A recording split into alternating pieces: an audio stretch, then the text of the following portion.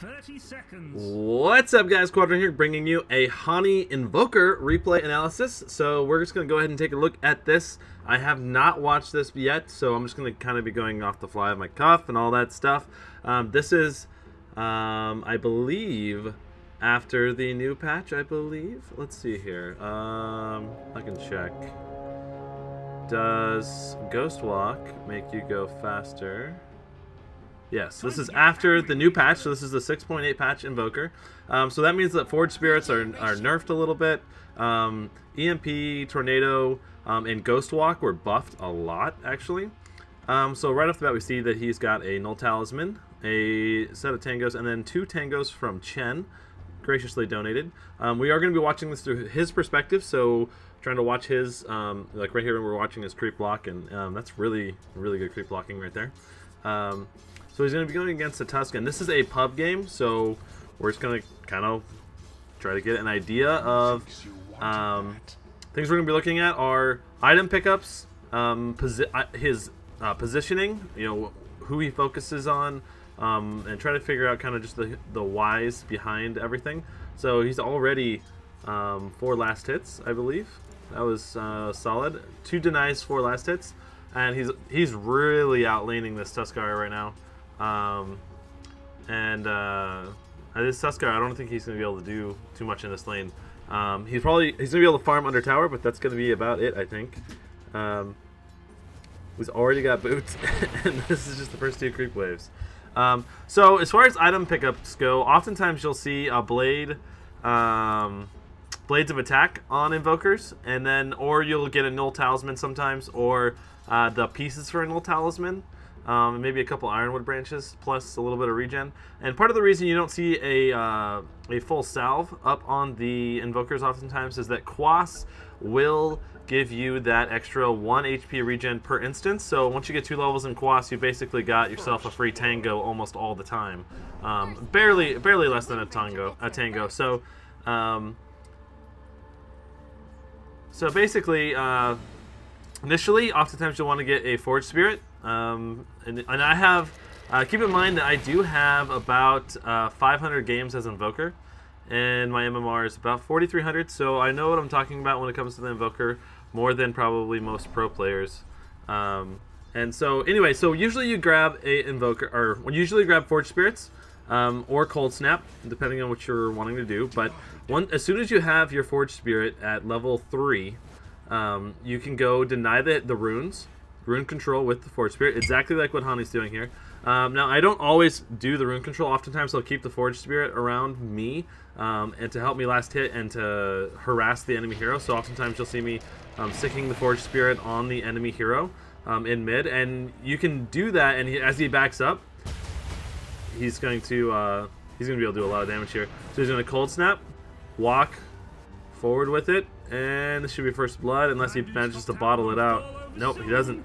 Oh man. So, oh, he's joking. If he makes it out of this, I am going to be. Oh my god. Oh my god, he's gonna make it out alive?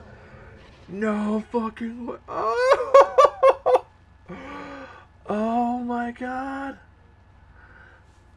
I'm like freaking out right now because this is insane. Oh, he's down. There's no way he's making it out. Okay. Well, that was pretty awesome still. He nearly made it out if it wasn't for the immediate TP. I don't think he managed to buy out his gold, so I think he lost some gold there, which is too bad. And one neat trick you can do if you end up dying with the Forge Spirit alive is you can go take it back to lane and get some last hits oftentimes. So what I usually do, honestly, is I will get a 2nd level in Exhort if they don't have any harassment spells. If they have harassment spells, then oftentimes I will skip that and just right-click him. There you go. So another good kill from coming out from Hani. Now it was a little bit risky. Oh, he can turn and kill him. Just turn and right-click him twice, or Sunstrike. Just drop a Sunstrike. Drop a Sunstrike. Drop a Sunstrike. There you go. There you go. All right. So So far, I gotta say, Honey's Invoker is really, really good. This would be hard to improve upon. And it looks like he's actually going for power treads. That's pretty unusual for Invokers. Usually they go for phase because they like the extra movement speed.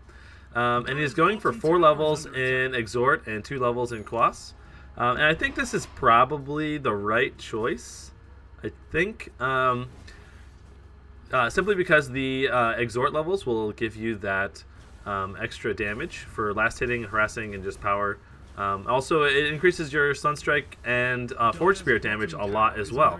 And as soon as you have 2 levels in Quas, your Forge Spirits will last the entire duration. So once you can keep summoning them non-stop, basically you'll always have them up, unless they obviously die. And obviously you don't really want, usually you don't want to get your, he's going for a Sunstrike, and another kill for Hani. But usually you don't want to get the, like, you could get this at, I think, level 7, get the next level in this. Usually you don't want to do that because you want to get your 4 in Exhort and 4 in Quas to give you the double Forge Spirits. That basically just helps you out a lot in terms of getting your... sorry, gotta focus. It basically makes it so you get double Forge Spirits. Until you get 4 in each, you only get 1 Forge Spirit. So getting that 4/4 in Exhort Quas is huge. It basically, it doesn't double your damage, but it's pretty damn close. So let me just go ahead and talk about Invoker's abilities, and I'll try not to be too distracted by the gameplay. So Cold Snap gives a mini stun on the initial cast, and it does initial damage of 60. So you can use this to last hit if you're desperate. You can also basically, so this does it levels up with Quas, the duration levels up, and also how quickly they can be procced for the freeze cooldown. So where basically it's a 100% mini stun. When you have max Quas, you can basically stun lock them if you're constantly attacking them. So it's really, really good. It also gives you bonus damage on whatever, whenever it's procced, it's extra 30 bonus damage. So Cold Snap is one of the Invoker's strongest early game spells. Ghost Walk was recently changed quite a bit. The Ghost Walk basically, I'm going to go to free camera, because I want to be able to have the things up here. Oh, great Sunstrike. So notice how he's using the Cold Snap to keep them in place where he's Sunstriking. That's a really smart move. And honestly, I'm not that good with the timing of the Cold Snap. Like, it's really tricky. And so he's doing a really, really good job with that. The Ghost Walk, I mean, it's to be expected, right? This is Hani playing Invoker. Anyway, alright, so Ghost Walk, as you level up your Quas and Wex, Wex will make you go faster, and the Quas will make the enemies go slower around you. Sorry, I'll move up here.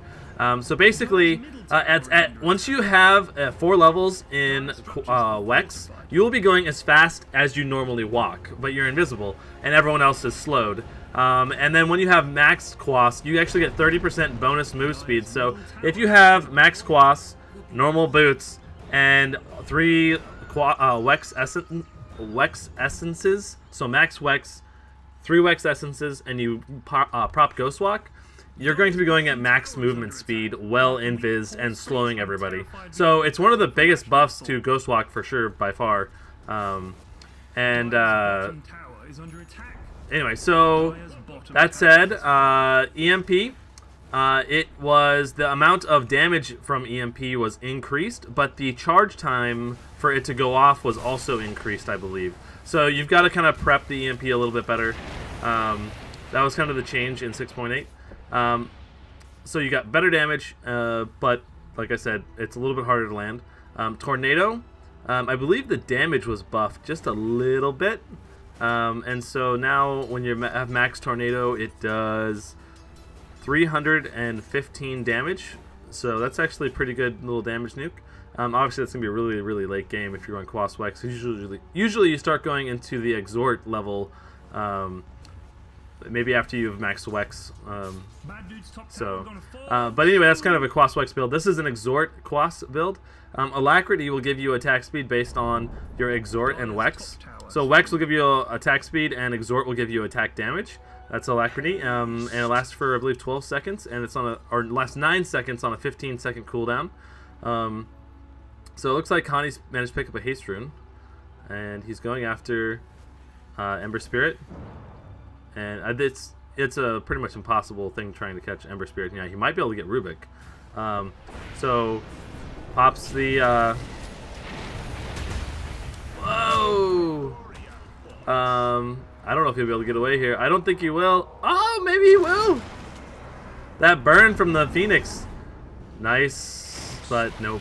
So it would have been really good if he had managed to pop his Ghost Walk, but he did not. So that said, let's us go back to the abilities here. I'm gonna go. Well, he's dead. I'm just gonna go free camera, and because he keeps whenever he's moving his mouse, it keeps proccing off of the abilities. So Sunstrike does pure damage. This means it'll go through like energy shields and like for example, Ember Spirit has a Flame Guard that the Sunstrike will go through that because it's pure damage. Same goes for a Pipe energy shield. Now Forged Spirits, they reduce the armor, and as you level them up, they increase in damage, increase in health, and increase in attack range. And looks like Tuskar's getting owned again. And that was actually a really simple pickup. So Forged Spirits are one of the best abilities, and that's what this in particular Invoker build is based on. You want to get your Forged Spirits with 4 Exhort, 4 Quas as soon as possible, so you get double Forged Spirits, and then you can push with them, you can get kills with them. They're really, really good. So recently, in terms of what happened in terms of nerfing Forged Spirits, was the range, I believe, was reduced. Yes, it was reduced by about 200 at max level. And then they also have a reduced armor, so now they're not as tanky as they used to be to right clicks. So that was the main differences to the Forged Spirits. And Chaos Meteor, I don't think the Chaos Meteor was changed at all, I don't think. It's just as strong as it used to be, but basically it's a meatball that does burn damage. And we are, let me go ahead and hop back to player perspective here for Hani. It's got the Ice Wall down. So, did I even go over Ice Wall? I skipped Ice Wall. So Ice Wall, basically, as you level Quas, the duration will increase, and the slow increases. And as you level Exhort, the damage per second increases. So, if they're stuck in there, you can do a good amount of damage when you have max Exhort level. 42 damage per second if they're stuck in there for 5 seconds, for example, which is pretty common for an Ice Wall. They will have done 200. You'll have done 200 damage to them. It doesn't really look like much, but Ice Wall damage can kind of add up. So last but not least is the Deafening Blast. Deafening Blast will disarm. It'll knock them back for a knockback duration equal to Quas, and then it will disarm them for a duration of Wex, and then it'll do damage based on Exhort. And it's a nice little nuke. It's a great little disable, and it's cast basically instantly with almost no attack animation. So you can use this when you get caught out, so if you're interested in becoming like a pro Invoker, basically what you want to do is practice getting these key combinations and inputting them and triggering them really quickly. So there's a bunch of Invoker trial guide things on the internet, basically, so where you like it's like a mini game. You have to enter, you know, your tornado, you have to enter a Chaos Meteor, you have to do a Deafening Blast, you have to do all these different things, all in order and according to when it prompts you, and you try to get the most you can in like 1 minute. So if you want to learn Invoker, that's one of the best ways to do it in terms of building the muscle memory for casting all of the abilities. And yeah, so that's his abilities. And now just looking at his item build, it looks like he is going, is that a Sheep Stick? What did he go? Let's hear, what's on the courier? Here, we'll see in a minute. He bought a Void Stone. Oh, he probably got Yules. Yeah, he got Yules here. So basically Yules can be a great combo for the it can be a great combo for using your basically what you do is you'll Euls them, you'll Sunstrike right underneath them after about a half a second or so, and then you will follow that up with a Deafening Blast and Chaos Meteor as soon as they land, and so that way they're Sunstriked, Chaos Meteored, and then also pushed back at the same time. And you can usually one-shot any supports and most carries if you get the Eul's Scepter early enough in the game. So it's a really great utility item. Plus, it helps you escape oftentimes. You can use it to kind of delay to when your Invoke is off cooldown or whatever. And it looks like he's got the combo ready for a Sunstrike, Chaos Meteor. This is the order you Euls them, Sunstrike, Chaos Meteor, and then Deafening Blast right as they land. And it doesn't matter if they have BKB, because if you time it right so the Deafening Blast is going through them right as they're landing, it's impossible for them to trigger BKB, because they will already be disabled by the pushback effect. And so they will take tons of burn damage and all that stuff. So here's the combo right here, actually. There you go. Rubik just instantly dies there. And Chen actually picked up the kill, which is pretty hilarious. But it looks like he's going to be going for Aghanims next. So this is a pretty common item build progression, especially for a pub Invoker. Sometimes you'll see pro game Invokers go for more the BKB route, so I don't know, like Force Staff into BKB or Blink into BKB, and that's largely because the pro games are going to have way more disables, and so if you get caught out for just a millisecond, you're dead. And here he goes, he's trying to do the combo again, but I don't think his full combo is ready just yet. And it looks like did Rubik steal Cold Snap? It looks like it. Rubik used Cold Snap back on the Invoker there. So he was getting mini stunned constantly. And it looks like... Okay, so it looks like he's going ahead and maxing his Invoke, which sometimes, I will be honest, I skip this to get an extra couple levels in the Exhort, simply because the extra damage is really, really good. Now, one thing you'll want to point out is that he is constantly looking back to look for opportunities to Sunstrike.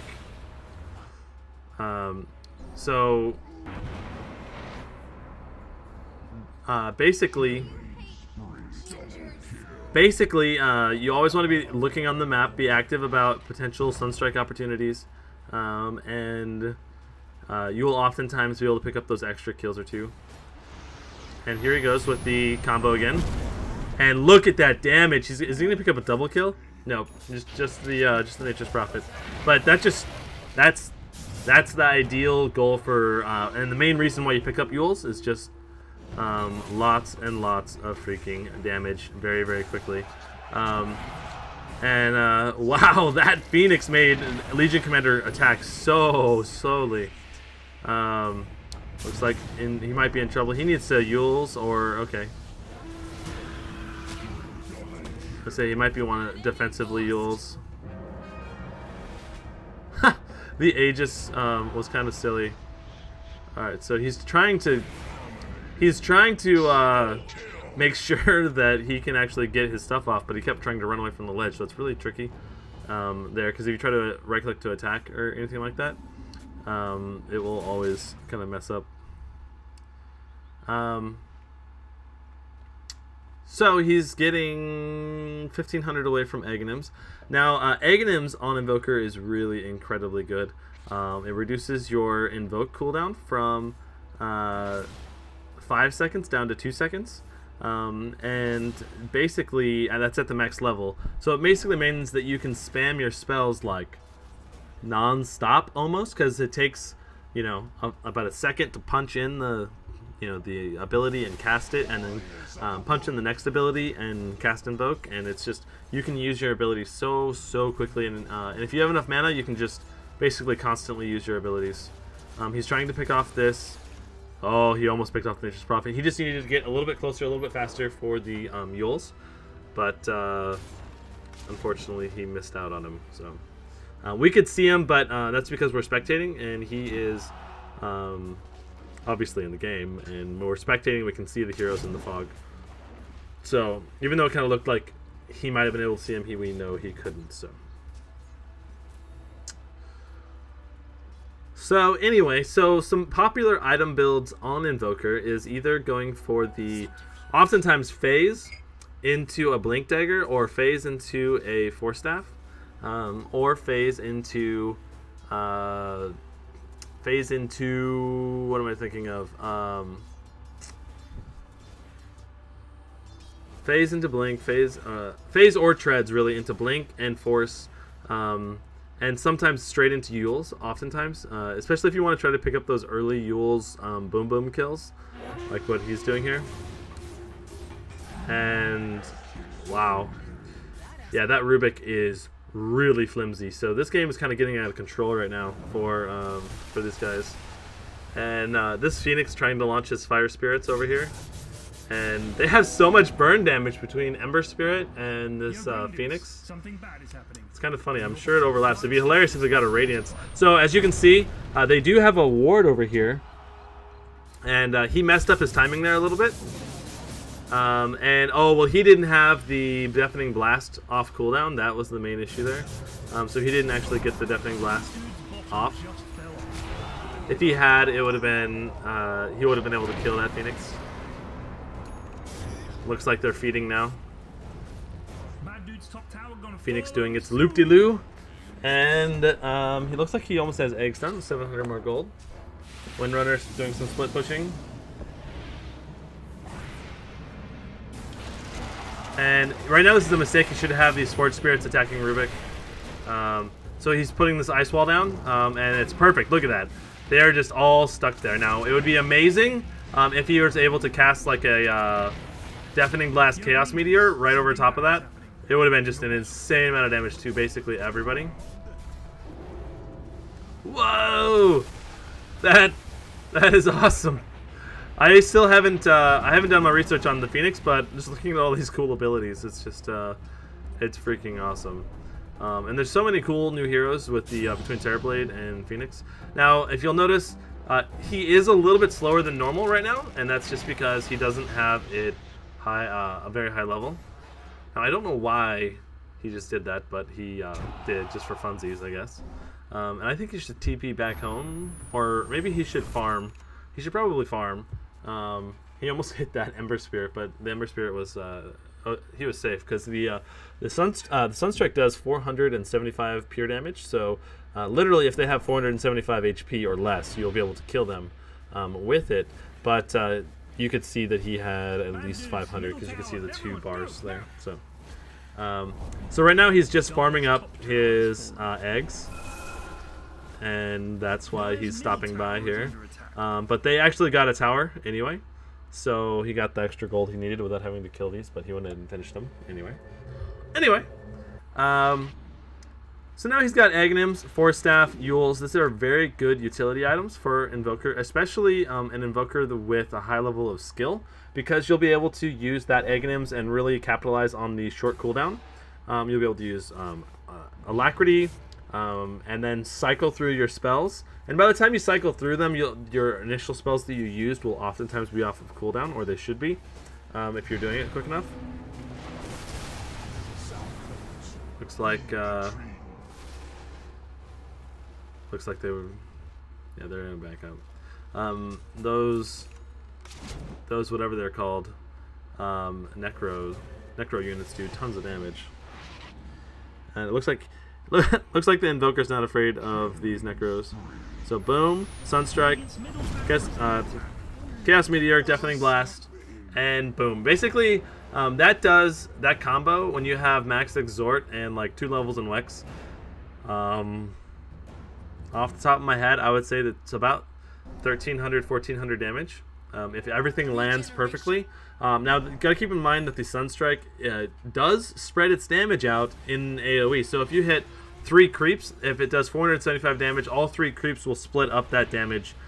So whenever you're doing that combo, you want to always be looking for the hero to be separated off from the creep wave or the other heroes. That way you can kind of maximize the amount of damage that your Sunstrike, Chaos Meteor, Deafening Blast does.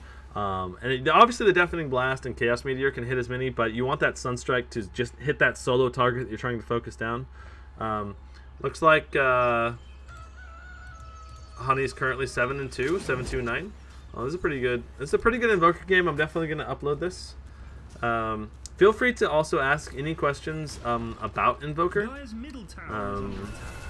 Yeah, so like natural item progression from here, I would say, is probably a sheep stick.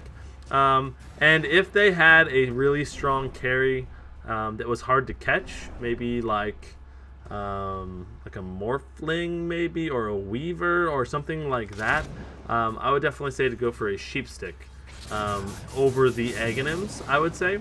It's just going to give you more value overall. And he tried to do his combo there on Ember Spirit, but was unable to. He needs to pop his Forged Spirits. He's worried about dying, but he needs to get his Forged Spirits out there. No reason to not put him out there. There he goes. He should go ahead and get his stuff out there. Oh, that that tornado really screwed over Legion Commander. It forced Legion Commander to lose her duel, which is too bad. But so he's gonna get the Sunstrike here. Very nice. Oh wait, what? Oh, that was a great move by the Ember Spirit there. He used a Sleight of Fist the moment he landed, and that put him into an invulnerable state while he jumps around. And so the Sunstrike did not land. And then he actually got his ultimate off and almost got away. So that was really, really well done. Now you'll notice that that was actually really nicely done there. And it's amazing that he's running away right here. Man, this Prophet knows that he is toast. And what is going on? What is going on? Honey is just messing with him.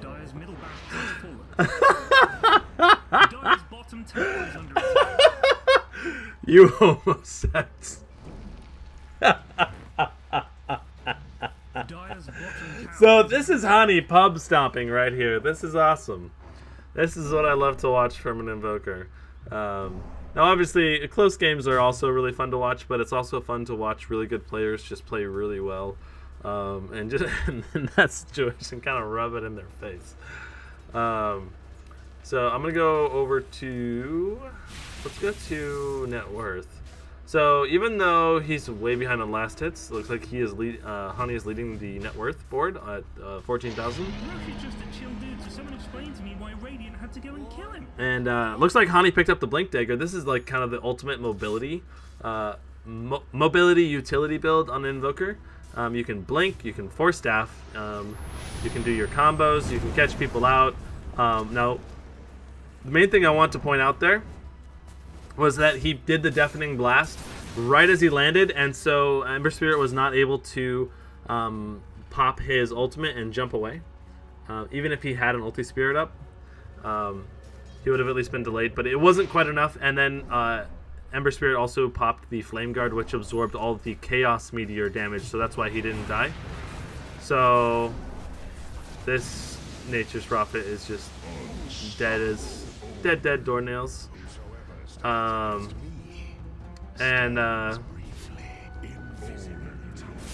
One disadvantage of having an Aghanims like this is that you just basically it will run out of mana fairly easily if you aren't careful.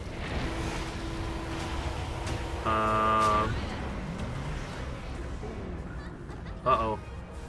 Okay, so he's able to catch up. That's the advantage of having Blink right there. It's a perfect example of where Blink is really great. Just the mobility, utility, positioning, especially with Forged Spirits. You can blink forward, pop your Forged Spirits. You can blink forward, do your Yules, pop them up in the air, do your combo.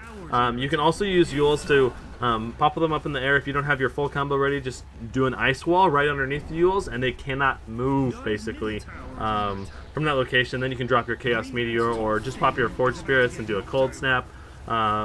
There's lots of utility that you get from doing a build like what Hani did, I think the only issue I would say is if you're going against like an anti-mage, a Morphling, something that's really has a lot of escapes, getting that sheep stick is actually really, really good. Legion Commander doing work, and Sweet. I mean, that's basically GG.